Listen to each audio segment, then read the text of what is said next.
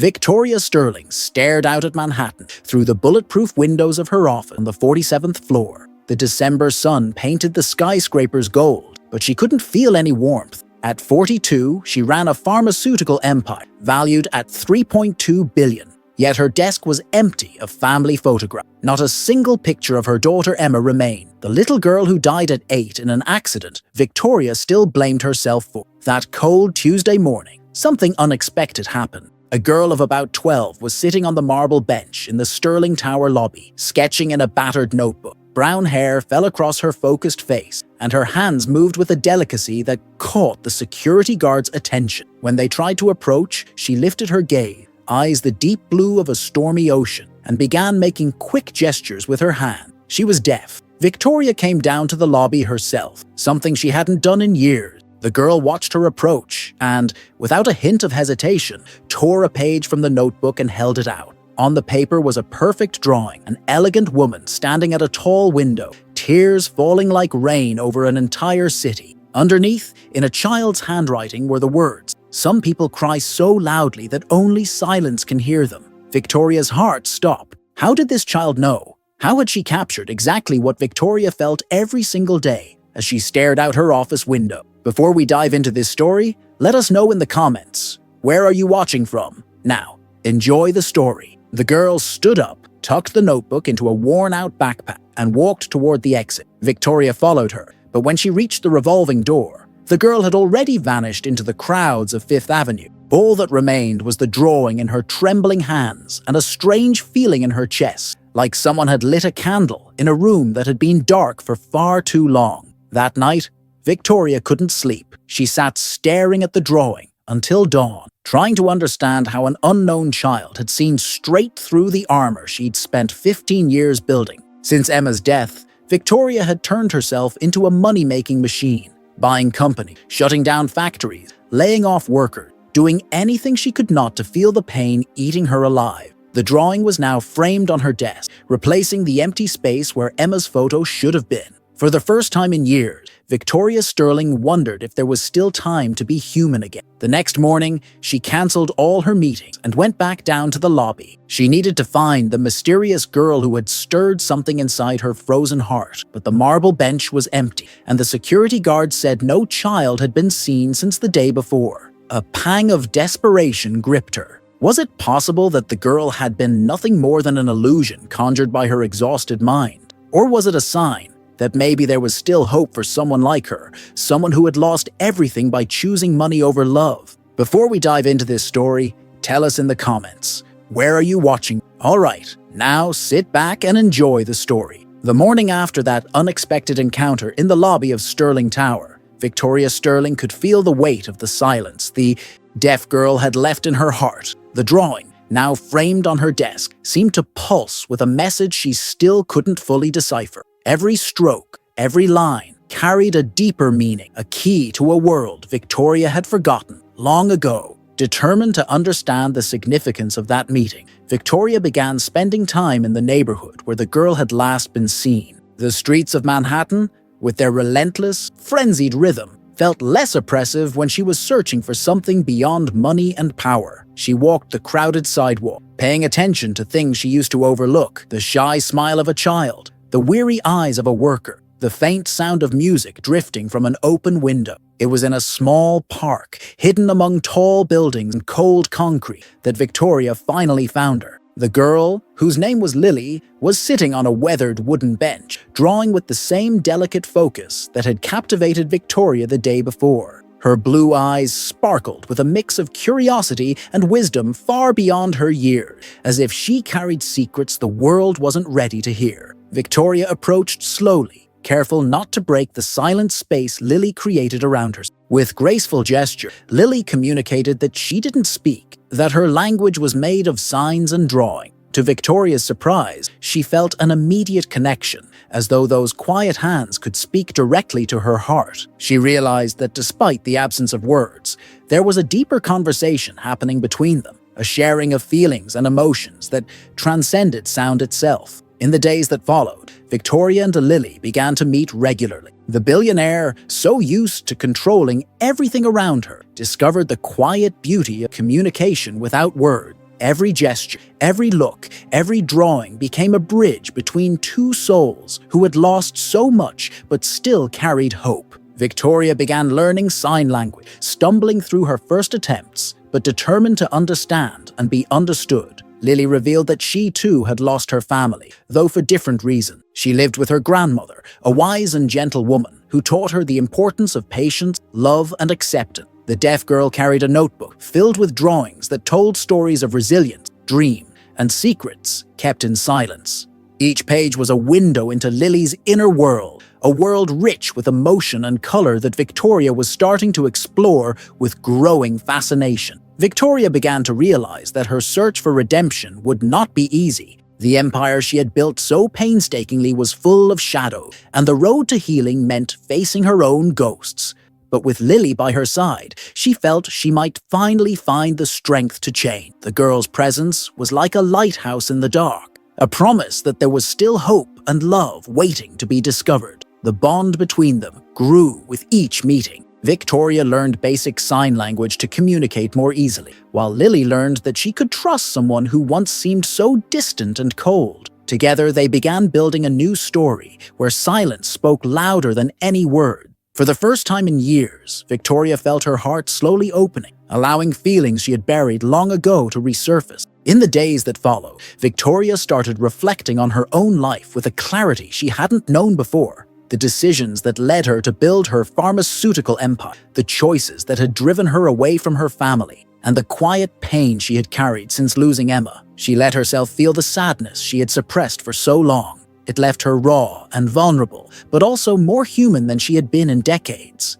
Lily, for her part, showed a strength that was astonishing for someone so young. Despite all she had endured, she radiated a light that reached the darkest corners of Victoria's soul. Without words, she taught Victoria that real communication transcends sound, and that love can be found in the simplest, most honest gesture. One rainy December afternoon, Victoria brought Lily to see her secret garden on the terrace of Stirling Tower. There, among the flowers and carefully tended plants, they found a refuge from the world outside. Victoria showed Lily her late mother's old journal, filled with memories and lessons that now carried new meaning. The yellowed pages held recipes for happiness Victoria had long forgotten to follow. Their connection deepened with each shared moment, and Victoria felt that she was starting to rebuild not just her life, but her broken heart. The deaf girl, with her quiet wisdom and gentle hand, was the key to a transformation Victoria had never thought possible.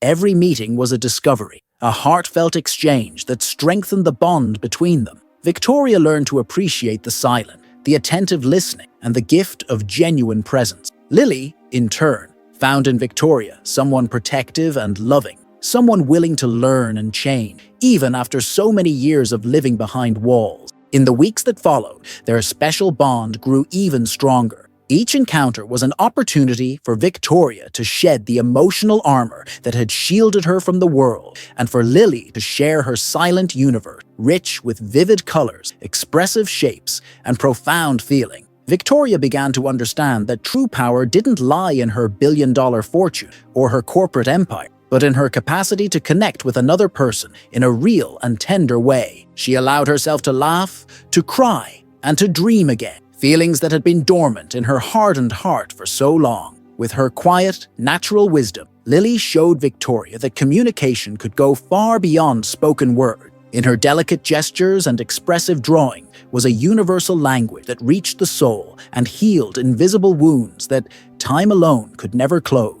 On a bright winter afternoon, Victoria took Lily for a walk in Central Park. Among the bare trees and the distant calls of birds, they found a space where time slowed down. Victoria showed Lily the flowers her mother had loved and shared stories from the past, while the girl listened with shining eyes and an open heart. Victoria's transformation was obvious to everyone around her. Her colleagues noticed a new lightness in her presence, a different warmth in her gaze that had once been cold and calculated. She was beginning to see that the greatest wealth came from human connection and the capacity to love and be loved without condition. But she knew that the path to complete redemption wouldn't be easy. Victoria would have to face not only her own ghosts, but also the complex challenges her empire represented. Difficult decisions lay ahead, and Lily's quiet companionship would be essential in giving her the courage to keep moving forward. That night, Victoria lay down with her heart lighter, feeling for the first time in 15 long years the hope blooming inside her, like a flower,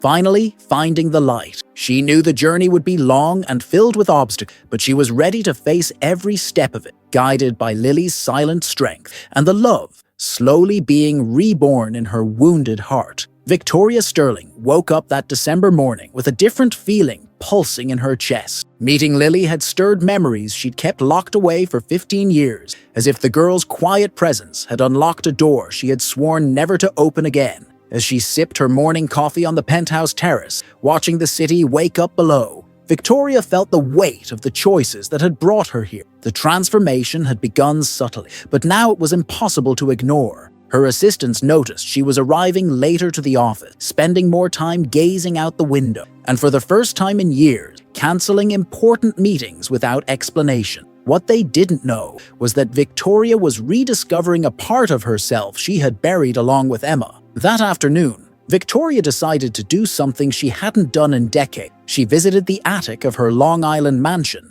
Among dusty boxes and furniture draped in white sheets, she searched for something specific: Emma's diary. Her hands trembled as she finally found the little pink journal, decorated with unicorn stickers and gold stars her daughter had loved so much. The yellowed pages revealed the dreams and fears of an 8-year-old girl, written in the uneven scrawl typical of her age. "Mommy works a lot and sometimes forgets to say goodnight." One entry read, "Today she promised we'd go to the park, but she had to go to an important meeting. Maybe tomorrow." Each word was a knife twisting in Victoria's heart, a reminder of all the broken promises and lost moments. But it was the final entry, written 2 days before the accident, that made Victoria collapse in tears. "Mommy said she's going to teach me sign language because she met a deaf girl at the hospital where she works. She said it's important to talk with your hands when words aren't enough. I can't wait to learn." Victoria remembered that day with agonizing clarity. Emma had begged to come along to Sterling Medical, where Victoria was negotiating the purchase of new equipment. There, they met Sarah, a 10-year-old deaf girl recovering from surgery. Emma had been fascinated by the way Sarah communicated, and Victoria had promised they'd start learning sign language together when they got home. But that promise, like so many others, was never kept. 2 days later, while Victoria was caught up in an urgent video conference about a merger with a rival company, Emma had gone outside alone to play in the yard. The accident happened in a matter of minutes. She slipped into the pool, and by the time Victoria noticed her absence and found her, it was already too late. Now, 15 years later, fate had placed another deaf girl in her path. Victoria couldn't ignore the cruel irony, but she was beginning to understand that maybe this wasn't a coincidence at all. Maybe it was a second chance, a way to honor Emma's memory in a way she had never considered. The next day, Victoria went to find Lily in the park where they usually met. She was there, as always, sitting quietly with her worn-out sketchbook. When Victoria approached, Lily looked up and smiled, a smile that lit up her whole face and reminded Victoria of the pure joy Emma used to radiate. With still clumsy gesture, Victoria tried to explain in sign language that there was something important she wanted to show Lily. The girl tilted her head, curious, and followed Victoria to the car. During the drive out to Long Island, Victoria watched Lily in the rearview mirror, noticing how attentively she took in everything around her, as if her eyes were capturing not just images, but all the sounds she could never hear. The Sterling mansion was imposing, with its perfectly manicured gardens and classic architecture that impressed any visitor. But to Victoria, the house had become a mausoleum of painful memory. Lily, however, seemed to see something else. She walked the halls with quiet reverence, her fingertips grazing objects as if she could sense the stories they held. Victoria led her into Emma's bedroom, preserved exactly as it had been the day of the accident. The dolls were still arranged on the shelves, the storybooks stacked on the nightstand, the little clothes hanging in the closet as if Emma might come back any moment. Lily took it all in silently, then did something Victoria never expected. She stepped up to the bed and gently picked up the worn, stuffed bear resting on the pillow. With tender movement, Lily signed that she could feel the love still lingering in the room, as if Emma had never truly left. Victoria broke down in tears, and for the first time since the accident, let herself cry all the tears she had locked away. Lily stepped closer, and without saying a word, wrapped her arms around her, a hug filled with the understanding of someone who knew exactly what it was to lose something precious. In that moment, Victoria realized Lily wasn't just a deaf girl who had appeared in her life by chance. She was an angel sent to guide her back home, not to a physical house, but to the emotional home she had abandoned when she lost Emma. Lily's presence was a balm for her wounded soul, a promise that hope and love were still out there waiting to be found. In the days that followed, Victoria and Lily spent more and more time. Victoria showed Lily Emma's photo album, telling stories about her daughter through gestures and expressions that Lily understood perfectly. In return, Lily shared her own drawing, each one telling a different story about resilience, hope, and the beauty that could be found in silence. Victoria started to see that her journey toward redemption wasn't only about forgiving herself for Emma's death. It was also about learning how to live again, to love again, and to find purpose beyond accumulating wealth. Lily was teaching that true communication transcends words, and that love could be expressed in ways she had never imagined. One afternoon, as they were walking through the garden, Lily stopped at the edge of the pool where Emma had died. Victoria's heart began to race, bracing for the flood of pain. But Lily did something unexpected. She pulled a tiny paper boat from her pocket and set it gently on the water. With a few signs, she explained that sometimes we have to let our pain sail away so we can make space for healing. Victoria watched the little boat drift across the surface, carrying a part of her guilt and sorrow with it. For the first time in 15 years, she was able to look at that pool without feeling crushed by tragedy. Lily had given her a new way to see it, a place of memory and love instead of only loss. That night, Victoria wrote in her journal for the first time since Emma died. The words flowed easily, as if Lily had unlocked not only her emotion, but her ability to express them. She wrote about the gratitude she felt for finding Lily, the hope beginning to bloom in her heart, and the promise she was making to herself to honor Emma's memory by living more fully and loving more deeply. Victoria's transformation was obvious to everyone around her. Her employees saw the change in her posture, the softness in her gaze that hadn't been there before. She began making different decisions at work, prioritizing her employees' well-being and investing in projects that would benefit the community. It was as if Lily had planted a seed of humanity in her heart, and that seed was finally taking root. But Victoria knew her journey was only just beginning. There were still many ghosts, many wounds to heal, and many bridges to rebuild. Yet with Lily by her side, she felt she had the strength to face whatever came. The deaf girl had become her guide, her teacher, and her salvation, all through the quiet, transformative power of genuine love. Victoria Sterling had never imagined that her life could be transformed by a single sheet of paper tucked away in the bottom of a dusty drawer. 3 weeks after meeting Lily, while she was sorting through Emma's belongings in the attic of the mansion, her trembling fingers found something that made her heart stop. A sealed letter, with her name written in her daughter's childish handwriting. The yellowed envelope was dated 2 days before the accident, the very day Emma had asked to learn sign language. With her hands shaking uncontrollably, Victoria broke the seal and unfolded the letter that would forever change the way she understood destiny and second chances. Dear Mommy, the letter began in Emma's uneven scrawl. If you're reading this, it means something happened to me. I'm writing this letter because Sarah taught me that sometimes you have to talk with your hands when words don't reach people's hearts. She said, "You look sad when you think no one is watching, and I want you to know I love you, even when you're busy saving other people." Victoria sank to the attic floor, clutching the letter to her chest as hot tears streamed down her face. Emma had seen her sadness. She had tried to reach her in a way Victoria had never realized. Her 8-year-old daughter had understood something it took Victoria 15 years to grasp, that real love is expressed through gesture, not just words. The letter went on. "Mommy, I know you work so hard to help sick, but sometimes I feel like you forgot to take care of your own heart. Sarah told me there are special people who talk with their hands because their hearts hear better than their ears. Maybe one day you'll meet someone like that, someone who can teach you the language I never got to learn with you." Emma's words echoed through the silent attic, like a prophecy finally fulfilled. Victoria realized Lily hadn't come into her life by accident. She was the answer to a prayer Emma had made 15 years ago, a gift left behind so her mother could find her way back to love. At the end of the letter, Emma had drawn two hands touching, and beneath the sketch she'd written, "When you find someone who speaks with their hands, remember that I'm talking through them. Love you forever." Victoria stayed in the attic until nightfall, reading the letter over and over again, each word etching itself into her soul like an invisible tattoo.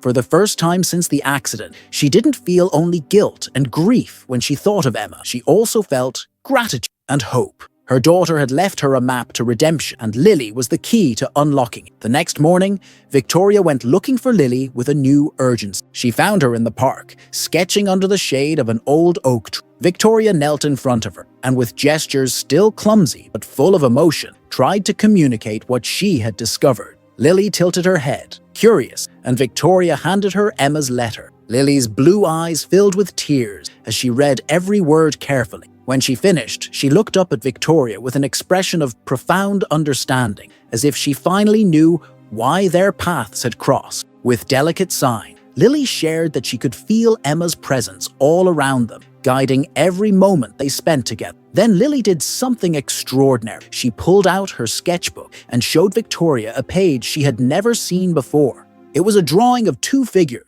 an adult and a child, walking hand in hand toward a golden light. In the corner, in Lily's careful handwriting, were the words, "Some people come into our lives to teach us that love never dies. It only changes form." Victoria realized Lily had drawn that picture long before they ever met, as if she too had received some kind of message about their connection. Their bond went beyond chance. It was a thread woven by Emma's love, still caring for her mother from beyond. In the days that followed, Victoria and Lily grew even closer. Victoria began learning sign language with a dedication that surprised even her private tutors. Every gesture she mastered felt like a way to honor Emma's memory and deepen her connection with Lily. Lily started spending more time at the Sterling mansion. Victoria prepared a special room for her, decorated in soft colors and filled with art supply. There, Lily created drawings that told stories without words, every line rich with feeling and meaning. Victoria learned to read those visual stories, discovering a world of nuance she had never imagined. One afternoon, as they walked through the garden,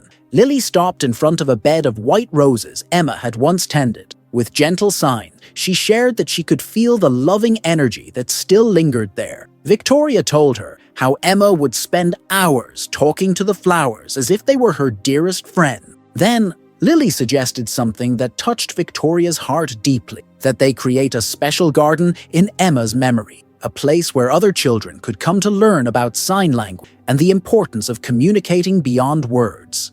The idea moved Victoria so much that she immediately began planning how to make it real. The garden project became a shared mission. They spent hours deciding on every detail, from the plants they would grow to the benches where children could sit and learn. Working on something meaningful alongside Lily gave Victoria a sense of fulfillment no amount of money had ever brought her. During that time, Victoria began to rethink her professional priorities too. She launched a new social responsibility program in her pharmaceutical company to provide free treatments for children with hearing impairment. It was her way of honoring both Emma and Lily, transforming her wealth into a tool for healing and hope. Lily joined Victoria at some of these initiatives, serving as a bridge between the corporate world and the everyday reality of people who needed help. Her quiet, powerful presence reminded everyone that true communication goes far beyond spoken words, and that empathy lives in the simplest, most sincere gesture. One night, as they worked together on the garden project, Victoria realized she had finally found something she'd been searching for all these years without knowing, a purpose that reached beyond profit and power. Lily had shown her that real wealth was measured by the lives you touch and the difference you make. Victoria's transformation was obvious to everyone around her. Her employees noticed the new energy in her leadership, a compassion that had never been there before. She started making decisions, guided not only by numbers and strategy, but by the human impact of her actions. It was as though Lily had awakened a better version of a version Emma would have been proud to call Mom. But Victoria knew her journey wasn't over yet. There were still more secrets to uncover, more wounds to heal, more bridges to build. Yet, with Emma's letter as her compass and Lily as her companion, she felt she was finally on the right path. A path that would lead her not just to forgiveness, but to the discovery of who she was truly meant to be. That night, Victoria fell asleep with her heart lighter than it had been in years. She dreamed of Emma running through the garden, laughing and making signs with her hands as if she were teaching every flower how to speak. When she awoke, Victoria knew she was ready for the next part of her transformation, guided by her daughter's eternal love and Lily's quiet wisdom. Victoria Sterling had never imagined that her personal transformation could threaten the empire it had taken her decades to build. On a freezing Monday morning in January, as she watched Lily sketch in the memorial garden they'd created together, Victoria received a phone call to change everything. It was Marcus Blackwood, the chairman of the Sterling Pharmaceuticals board, with devastating news. "Victoria, we need to talk right away," Marcus said, his voice tight. "The shareholders are questioning your recent decision. The free medication program for deaf children cost $15 million last quarter, and now you want to convert part of the company into a non-profit foundation. They're considering a vote of no confidence." Victoria felt the ground drop out from under her. For months, she'd poured her personal fortune and the company's resources into social projects inspired by her bond with Lily. She'd built hearing rehabilitation center, funded research on cochlear implants, and launched educational programs for children with hearing loss. For her, these initiatives were a way to honor Emma's memory and repay the universe for the gift Lily had brought into her life. But the numbers didn't lie. Sterling Pharmaceuticals' profits had fallen sharply, and investors were running out of patience. Marcus continued, "Victoria, you have 48 hours to decide. Either you return to the previous business model, focused solely on profit, or the board will vote to remove you as CEO. You'd lose not only control of the company, but much of your personal wealth." When Victoria hung up the phone, her hands were trembling. Lily, sensing her distress, came over and gently touched her arm. With soft gesture, she asked what had happened. Victoria tried to explain in the sign language she had learned, but the words felt too small to contain the weight of the dilemma she faced. Lily tilted her head, processing it all with the quiet wisdom she always seemed to carry. Then she picked up her sketchbook and began to draw. Victoria watched, transfixed, as Lily's delicate hands created an image that was more powerful than any words. A woman standing before two roads, one paved with gold, cold and empty, the other a simple dirt path, lined with flowers and children playing. At the bottom, Lily had written, "Sometimes the hardest road is the only one that leads you home." Victoria realized Lily was offering her a perspective she hadn't considered. This wasn't just a choice between money and altruism. It was a choice between two versions of herself. One was the Victoria Sterling, who had built an empire at the cost of her own humanity. The other was the woman Lily had helped her rediscover, someone capable of loving, caring, and making a difference. That night, Victoria couldn't sleep. She wandered the silent halls of her mansion, stopping in Emma's bedroom, the memorial garden, every place that had become sacred since Lily entered her life. In every corner, she felt her daughter's presence, as if Emma were whispering counsel through the breeze, stirring the curtain. The next morning, Victoria made a decision that surprised even her. She called an emergency meeting with the board, and standing before the shareholders, she announced her choice. "Ladies and gentlemen," she began, her voice calm but resolute. "For 15 years, I built this company thinking only about profit and growth. But recently, I've learned that true wealth isn't measured in dollars. It's measured by the impact we have on people's lives." Marcus interrupted, his tone sharp. "Victoria, you're talking about feeling. We're here to discuss business. I'm talking about purpose," she replied, her gaze steady. "You want me to choose between preserving my fortune and following my conscience, so I'm choosing my conscience. I resign as CEO, but I'll keep my shares to continue funding the social projects I believe in." The silence that fell over the boardroom was suffocating. The shareholders glanced at each other in disbelief. Marcus tried again to reason with, "You're throwing away decades of work over an emotional whim. Think about what you're doing." "I am thinking," Victoria said, rising from her seat. "For the first time in 15 years, I'm truly thinking. And what I see is that I built an empire on the wreckage of my own soul. I won't do it anymore." When Victoria walked out of that meeting, she felt a mix of terror and freedom she had never known. She had just given up billions of dollars and control of the company, but for the first time in decades, she felt she had chosen rightly. Lily was waiting in the memorial garden as if she'd known Victoria would need her. With delicate gestures, Lily asked how the meeting had gone. Victoria explained that she had stepped down, but would keep fighting for the programs they had built together. Lily smiled, a smile that lit up her entire face, and embraced Victoria with all the love and pride she carried in her small frame. In the days that followed, the news of Victoria Sterling's resignation spread through the media like wildfire. Journalists speculated about her motives. Financial analysts condemned her decision. Competitors scrambled to understand why one of the most powerful women in the country had walked away from so much power. But Victoria didn't care about the opinions of strangers. For the first time in her adult life, she was living by her own values instead of other people's expectations. She and Lily spent their days planning new projects, visiting rehabilitations, and meeting the families their work had already touched.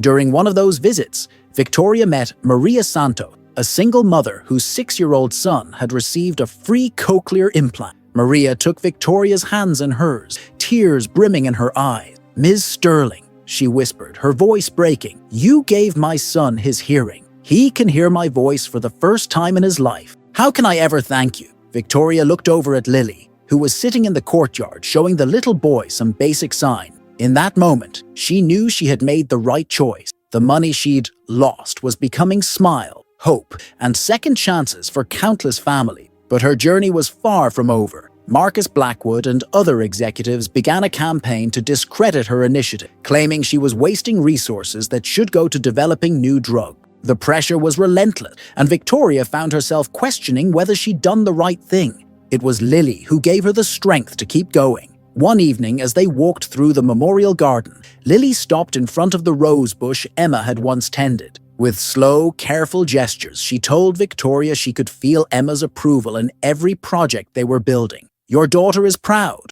Lily signed. "She knows you finally found the path she always wanted you to take." Victoria broke down in tears, but this time they were tears of gratitude and peace. Lily had given her the greatest gift imaginable, the certainty that she was honoring Emma's memory in the truest way possible. It didn't matter how many millions she had lost, or how many enemies she'd made. She was finally living a life that meant something. That night, Victoria wrote in her journal, "Today I learned that true wealth isn't what we accumulate, but what we can give. Lily taught me that some choices cost everything we thought mattered, but give back everything that truly does. Emma, wherever you are, know that your mother finally understands the lesson you tried to teach me. Love is the only currency that never loses its value." Victoria's transformation was irreversible. She had crossed a line she could never undo, and for the first time in her life, that didn't scare her. With Lily by her side and Emma's memory lighting her way, she felt ready to face whatever challenges came next. The woman who had once lost everything to greed was finally learning to gain it all back through love. 3 months after resigning as CEO,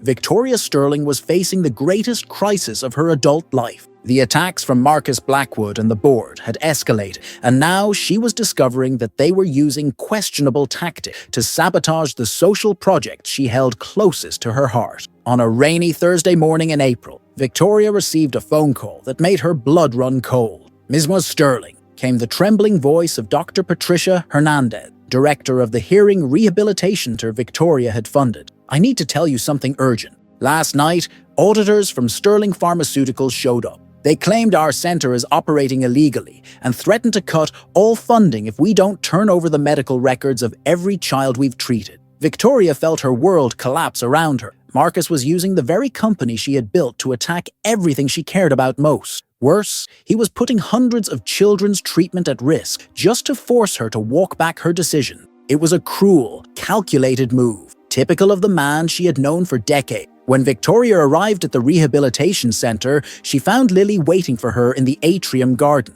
The girl had sensed the tension in the air and was clutching her sketchbook to her chest like a protective shield. With careful gesture, Lily asked what was happening. Victoria tried to explain in the sign language she'd learned, but words felt too small for the scale of the crisis. Lily's blue eyes filled with worry as she understood the center might close. Many of the children who came here had become her friends, and the idea of losing them was unbearable. She opened her sketchbook and showed Victoria a drawing she'd made the week before. Children standing hand in hand in a protective circle around a building, clearly meant to represent the center itself. They need us. Lily signed with a determination that stunned Victoria. We can't let them take this away. Victoria hugged her tightly, feeling the girl's quiet courage seep into her own heart. In that moment, she realized she wasn't just fighting for her personal projects. She was fighting for the right of hundreds of children to access the care that could change their lives forever. In the days that followed, Victoria threw herself into a complex legal battle against Marcus and the board. She hired the best attorneys in New York and began gathering evidence that Sterling Pharmaceuticals was being weaponized for personal revenge. It was a war she couldn't afford to lose because the stakes weren't just hers.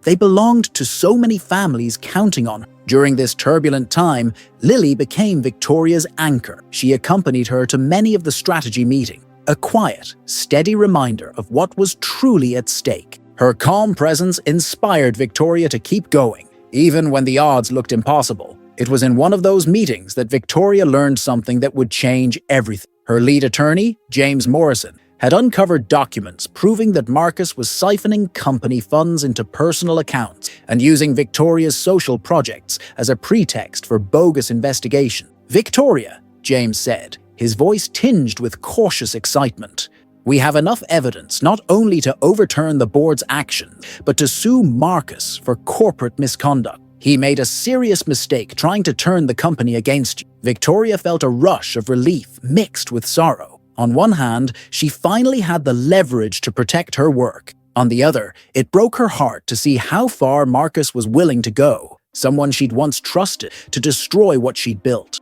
Lily, who'd been watching the conversation through gestures Victoria translated, pulled out her sketchbook again and drew something that left both adults speechless. It was an image of a furious storm, but in the center, there was a small circle of light where a woman and a child stood side by side, protecting others. Underneath, Lily had written, "The strongest storms show us who we really are." James swallowed hard, visibly moved. "I've never seen a child express this kind of wisdom through art," he said quietly. Victoria explained that Lily had a gift. She could see past appearances and capture the essence of things in a way no words ever could. The legal battle intensified over the next weeks.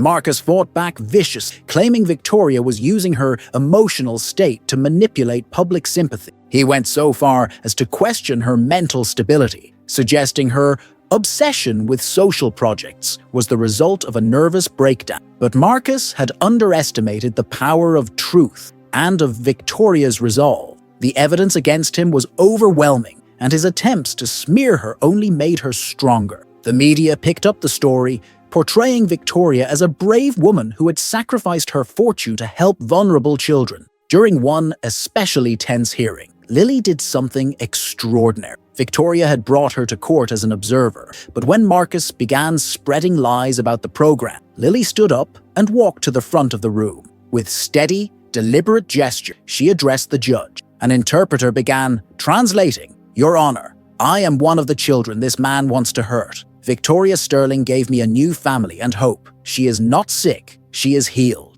The room fell completely silent. "Before I met Victoria," Lily continued, her hands never faltering, "I thought the world was a silent, lonely place. She showed me that love speaks louder than any sound. If that is madness, then I want to be mad too." The interpreter's voice cracked as he finished. All around the courtroom, people were wiping tears from their eyes. Even journalists were visibly shaken. Marcus Blackwood looked as though he had shrunk in his seat, realizing he had not only lost the legal battle but also any moral ground. The judge, clearly moved, called a recess and summoned both parties to his chamber. When they returned, Marcus had agreed to step down from the company and return the funds he had stolen. He was also ordered to issue a public apology for his actions against Victoria's program. Victoria walked out of the courthouse with Lily by her side, feeling stronger than she ever had. This little girl had fought for her in a way no legal team could, using her vulnerability as her greatest power, turning her quiet voice into something that could not be ignored. That night, they celebrated the victory in the memorial garden at the mansion. As they looked up at the clear spring sky, Victoria reflected on how her life had transformed since the day she met Lily. This child hadn't just helped her find redemption, she had taught her that true strength is born from vulnerability and that love is the only weapon that can conquer any battle. Lily opened her sketchbook one last time and showed Victoria a new drawing. Two women, one grown and one young, planting seeds in a vast garden, while children played freely in the background. It was a vision of the future they were building together, a world where differences were celebrated and love was the universal language. Victoria hugged her tightly, filled with a gratitude too big for words. The storm had passed, and now, finally, they could focus on what mattered most, building a legacy of hope and compassion that would honor Emma's memory and change countless lives. The victory in court marked the beginning of a new chapter. With the legal obstacles gone and her reputation restored, Victoria was free to expand her work without interference. But more important than any of that, she had learned a truth she would never forget. With Lily beside her, there was no storm she couldn't face. 6 months after winning, Victoria Sterling believed she had finally overcome the greatest challenges of her redemption. The Hearing Rehabilitation Center was thriving, serving over 200 children, and her social projects were expanding into other states. Lily had become not only her constant companion, but also the unofficial ambassador of all her initiatives, touching hearts wherever they went. It was on a bright September morning that everything changed again. Victoria and Lily were in the memorial garden, planting new rose bushes to honor Emma's birthday, when Margaret Thompson, the social worker assigned to Lily's case, appeared at the mansion wearing an expression so grave it made Victoria's heart begin to race. "Victoria, I need to speak with you immediately," Margaret said, avoiding Lily's gaze. "It's about Lily's legal status. We received an unexpected petition that could change everything." Victoria felt the world tilt under her feet. All these months, she had assumed Lily was permanently under her grandmother Dorothy's care, a kind, gentle woman in her 70s who had raised her since she was a baby. She had never questioned the legal detail, trusting everything was settled. Margaret took a deep breath and went on. "Lily's biological father, Thomas Mitchell, has resurfaced after 12 years. He's petitioning for full custody, claiming he's now financially and emotionally ready to raise her. He found out about your involvement with Lily from the media coverage of your social project." Victoria turned to look at Lily, who was kneeling among the flowers, oblivious to the conversation that could shatter the world they had built together. The girl was carefully pulling weeds,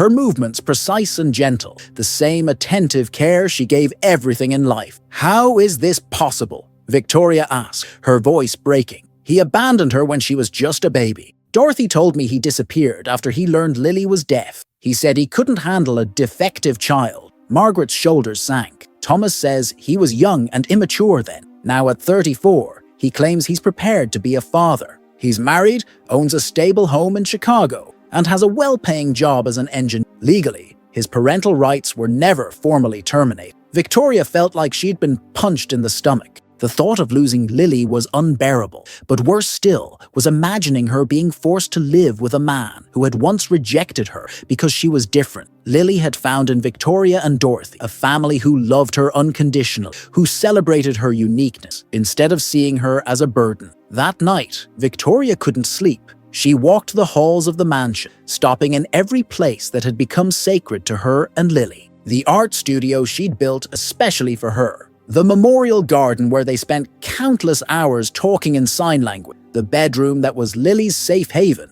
Any of it could disappear if Thomas won custody. The next morning, Victoria called an emergency meeting with her legal team. James Morrison, who by now was more than just her attorney, he was practically family, listened carefully as she laid out the situation. "Victoria," James said gently, "legally, a biological father's rights are very strong. Unless we can prove neglect or deliberate abandonment, it will be hard to challenge the petition. We need to think strategically." Then Victoria made a decision that surprised even herself. "James, I want to adopt Lily officially. I know it's complicated, but there has to be a way." James shook his head slowly. "Victoria, to adopt her, you'd need both her father and grandmother to relinquish their parental rights. Dorothy might agree, but Thomas clearly won't. And as a single woman, even with all your resources, some judges will question whether that's the best environment for a child with special needs." Frustration and helplessness welled up in Victoria's chest. She had built an empire based on control and influence, and yet here she was, unable to protect the most important person in her life. It was a cruel irony. That afternoon, when she returned home, she found Lily in the garden, drawing in her sketchbook the way she always did when something troubled her. The girl had sensed the tension in the house without hearing a word. Her drawings showed the same quiet anxiety that was breaking Victoria's heart. With careful hand, Lily showed Victoria her most recent picture. A small girl being pulled in opposite directions by two adults, while a third figure, clearly Victoria, stood apart, tears on her face. "You know, don't you?"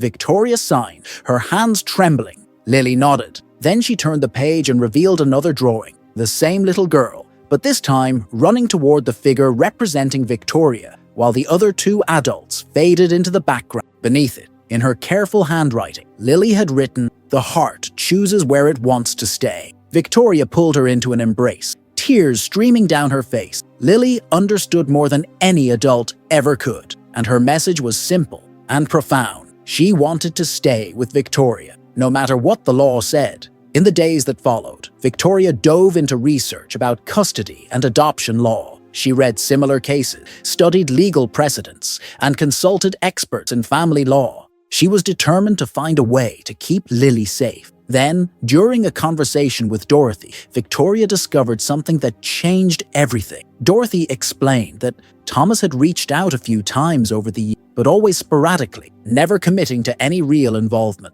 Even more important, Dorothy revealed that Thomas had signed papers relinquishing his parental rights when Lily was 2 years old, during a period of financial hardship. "I kept all the documents," Dorothy said, her voice unsteady. "I never thought we'd need them, but they're all here, signed and notarized." A surge of hope coursed through Victoria. If Thomas had legally terminated his rights, his new petition could be challenged. James Morrison was visibly energized by the discovery and immediately began verifying the document's validity. Meanwhile, Victoria knew it was time to tell Lily the truth. One quiet afternoon, in the memorial garden, she carefully explained in sign language that her biological father was trying to take her away, but that she was fighting with everything she had to stop it. Lily listened intently, her blue eyes deep with the wisdom of someone far beyond her years. When Victoria finished, Lily picked up her notebook and wrote a letter addressed to the judge who would decide her future. "Dear Judge," Lily began in her precise, deliberate script.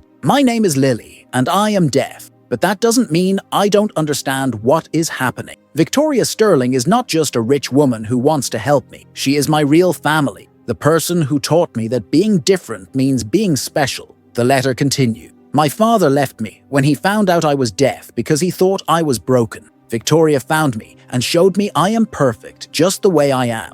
If you make me leave her, it will be like pulling a flower out of the garden where it learned to grow." Victoria wept when she read Lily's words. The girl had found a way to say everything she felt, simple and heartbreaking. It was a letter that could change the entire case. James Morrison was deeply moved when he read it. "Victoria, this letter is more powerful than any argument I could make in court. Lily has the right to express her wishes, and no document will ever carry the same emotional truth." That night, Victoria and Lily sat together in the garden, watching the September stars.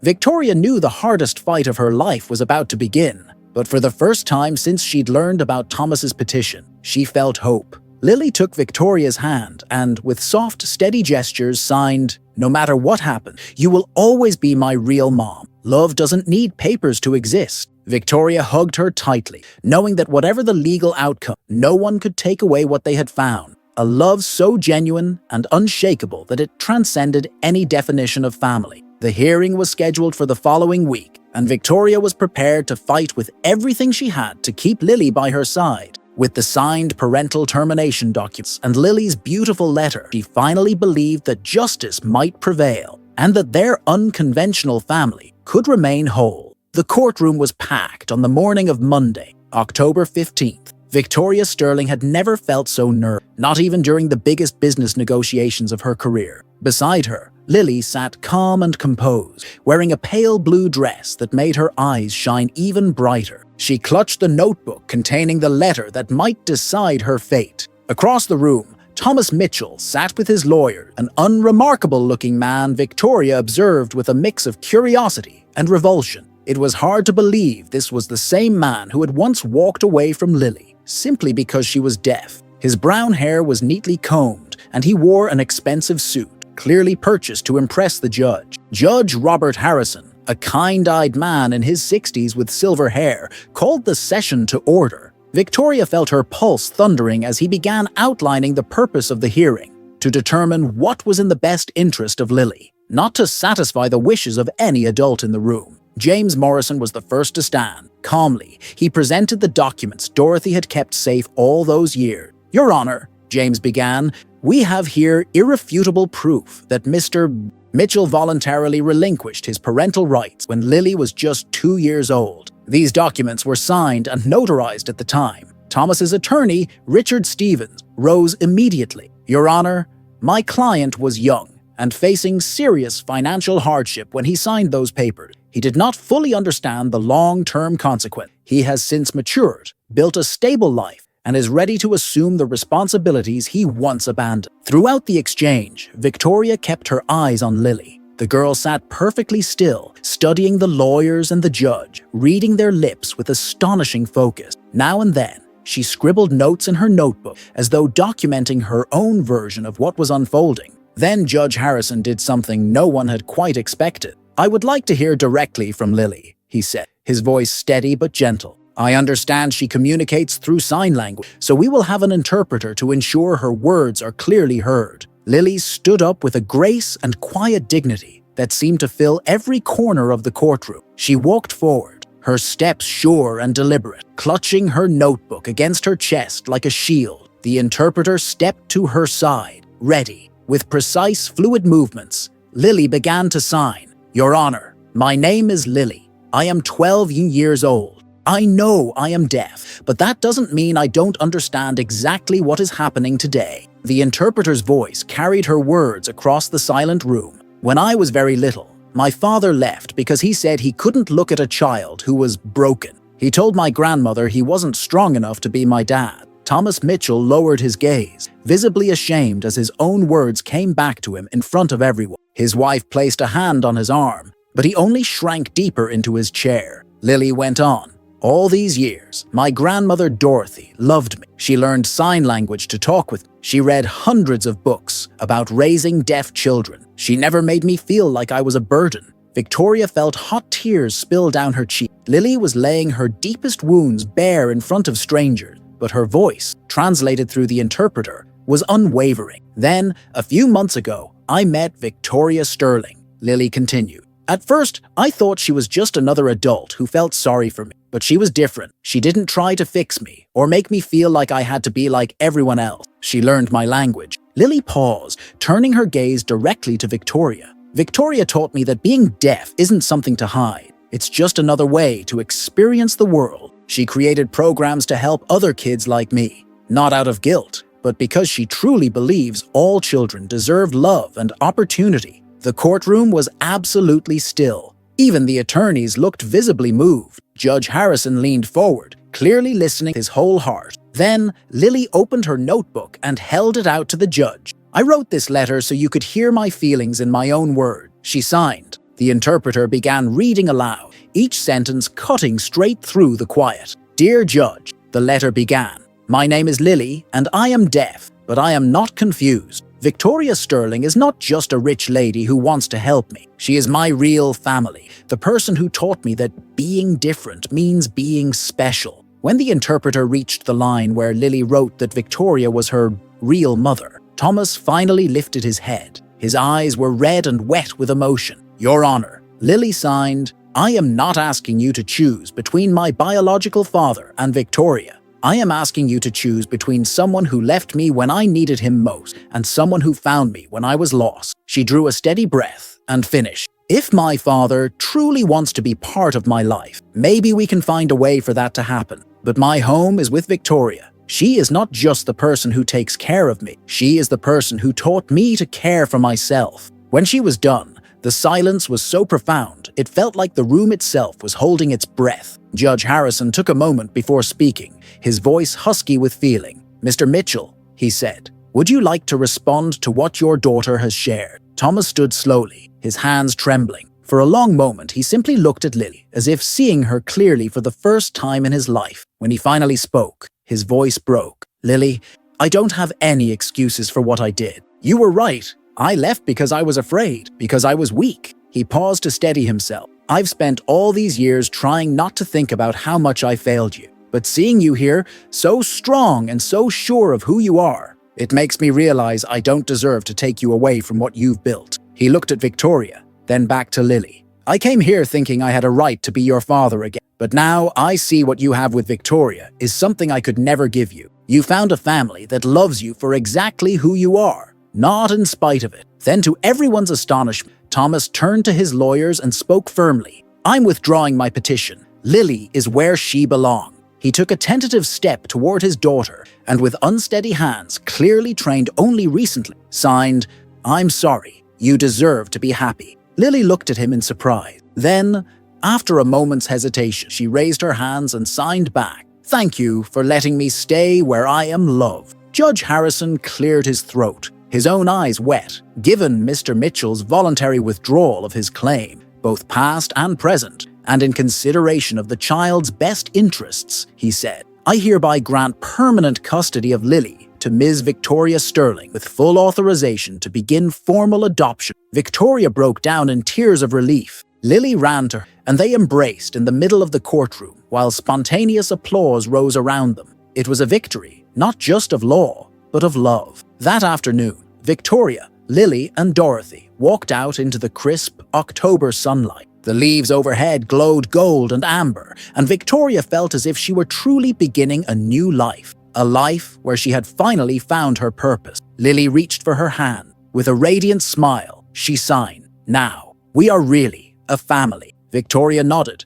her heart overflowing. She knew she had found something more precious than all the wealth she had ever amassed, a love that was real, a love that would last forever. The little deaf girl who had entered her life like an angel had become her daughter. And at last, Victoria had found her way home, 3 months after the hearing that had changed their lives forever. Victoria Sterling and Lily were living a routine that felt as if it had been designed by angels themselves. The adoption had been finalized in December, and now, on a bright January morning, they were working side by side on what had become the most ambitious project of their lives, the Emma Sterling Foundation for Deaf Children. The former Sterling Pharmaceuticals headquarters had been transformed into a state-of-the-art center, serving over 500 children from across the country. Victoria had invested $40 million of her own fortune to create something that transcended any business she had ever run. It wasn't about profit or growth anymore. It was about transforming lives and honoring Emma's memory in a way she had never imagined possible. Lily, now 13,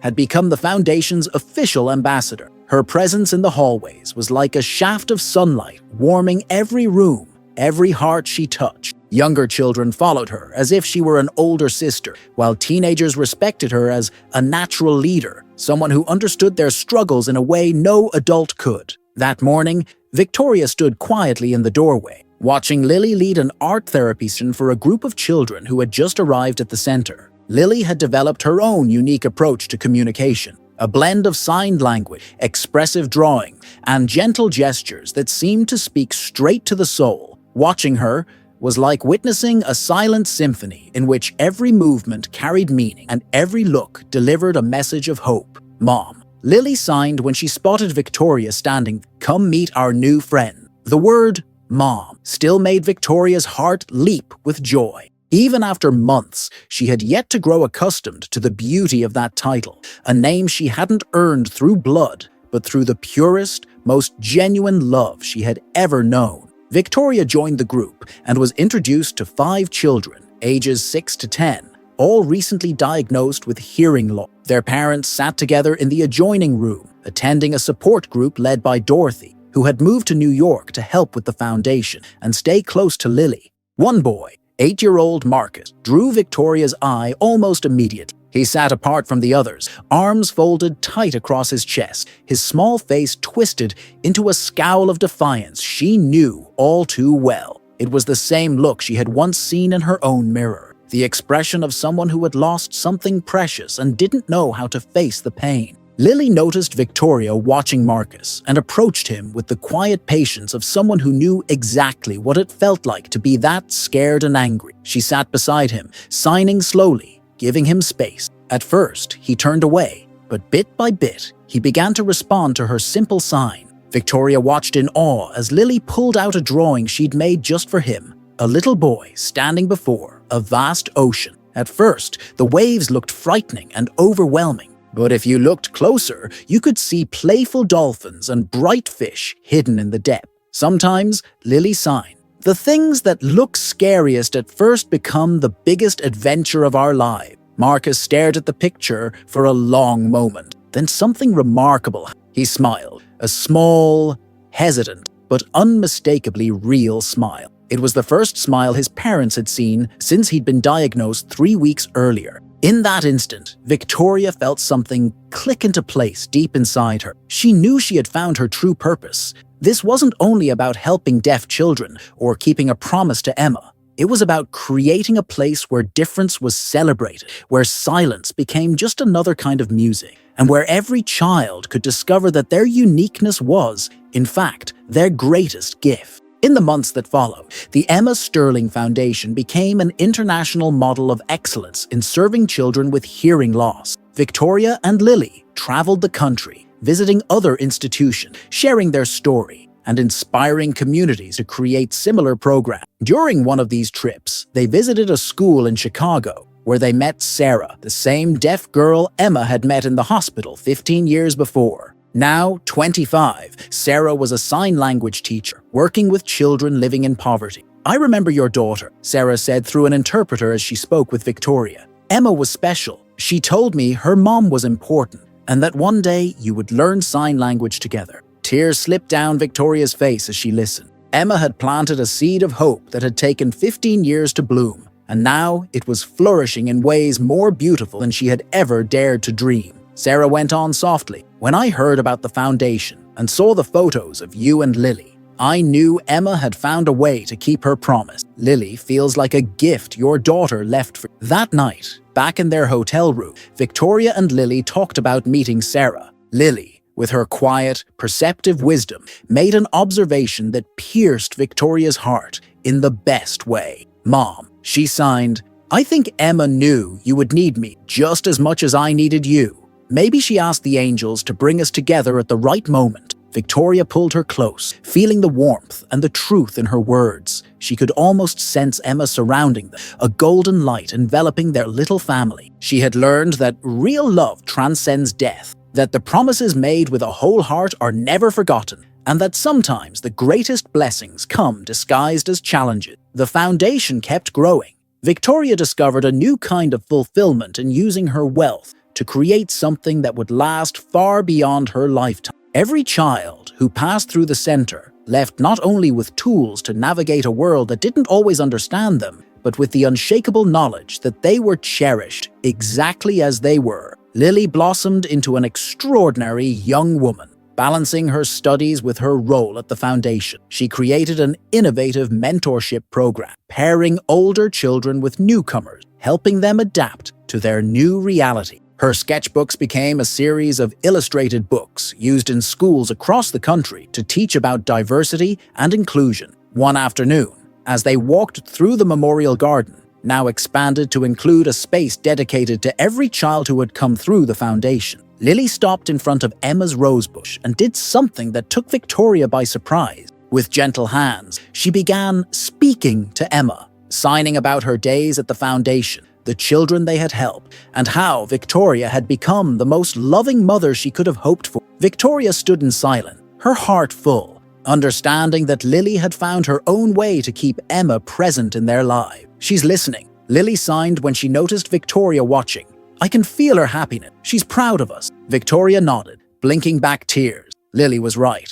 Emma was there. In every gesture of kindness, in every life transformed, in every smile they coaxed out of a child who had once lost hope. The foundation was so much more than a project. It was a promise kept, even if it had come later than she ever intended. That night, Victoria wrote in her journal, "Today I finally understood that redemption isn't a destination, it's a journey. Every day beside Lily, every child we help, every family that finds hope because of our work is another step along that path. Emma, wherever you are, know that your mother has finally learned how to love without fear and to give without expecting anything in return." Victoria's transformation was complete, but her journey was far from over. With Lily at her side and Emma's memory guiding her steps, she had discovered a way to honor the past while building a future filled with hope and infinite possibility. The Emma Sterling Foundation had become more than an institution. It was living proof that real love can overcome any obstacle, that family is forged in the heart, and that the greatest riches in life aren't measured in dollars, but in lives touched and hearts healed. 5 years had passed since Victoria Sterling and Lily officially became mother and daughter, and the world around them had transformed in ways neither of them could have ever imagined. The Emma Sterling Foundation had expanded into 23 countries, serving over 10,000 children each year. But the deepest impact wasn't measured in numbers. It lived in the individual lives touched by the love that had begun with one improbable meeting in a Manhattan lobby. Lily, now 18, had grown into an extraordinary young woman whose influence reached far beyond any limitation her deafness might have imposed. She had been accepted into Harvard University to study child psychology and human development, but she decided to defer her enrollment for a year to dedicate herself fully to the Foundation's most ambitious undertaking yet, creating the world's first university designed specifically for deaf and hard-of-hearing students. Victoria often watched Lily lead video conference with university presidents from around the globe, her graceful signing translated in real time into 15 different languages. The shy girl she had found sketching alone 5 years ago had become a global leader, a powerful voice for a community that had been silent for too long. Mom, Lily signed when the meeting ended. I got a special call today. Do you remember Mark, the little boy we met on the Foundation's very first day? Victoria smiled, the memory as vivid as ever of the angry 8-year-old, whose heart Lily had softened with a single drawing. Of course, I remember. How is he? He just graduated high school as class valedictorian, Lily replied, her eyes shining with pride. And do you know what he said in his speech? He said he learned to speak with his hands before he learned to speak with his heart, and that made all the difference in his life. Tears of emotion welled up in Victoria's eyes. Marcus was just one of hundreds of children whose lives had been forever changed by the work she and Lily had built together. Every success, every smile, every milestone was living proof that real love could move mountains and rewrite destiny. That afternoon brought an unexpected visitor whose presence stirred memories that were painful but necessary. Thomas Mitchell, Lily's biological father, stood at the door of the mansion, holding a bouquet of white flowers and wearing an expression of nervous determination. Lily. He signed, his movements careful and practiced. I know I don't have the right to be here, but I wanted you to know I've followed everything you've accomplished. I'm so proud of the extraordinary woman you've become. Lily watched him with the same compassion she showed every child she helped. Thomas, she signed, choosing his name instead of Dad. Thank you for coming. It means a lot to know you're well. Thomas handed her the flowers, then took a deep breath and began signing again. A longer message he had clearly rehearsed many times. Lily, I've spent the past 5 years learning not just sign language, but also the language of forgiveness. I'm not here to ask for a second chance as your father. Victoria earned that right through love. I came to thank you for teaching me that true parenthood isn't about blood. It's about putting a child's well-being before your own wishes. Victoria was moved by the sincerity in his word. He had grown into a man capable of facing his failures honestly and celebrating his daughter's success, even if it meant accepting that he was no longer part of her daily life. Thomas. Victoria signed gently. You will always be welcome here. Lily has room in her heart for anyone who loves her sincerely. In the months that followed, the Emma Sterling Foundation reached a historic milestone, the unanimous passage of the Emma Sterling Act by Congress, guaranteeing free access to hearing treatment and specialized education for all deaf children in the United States.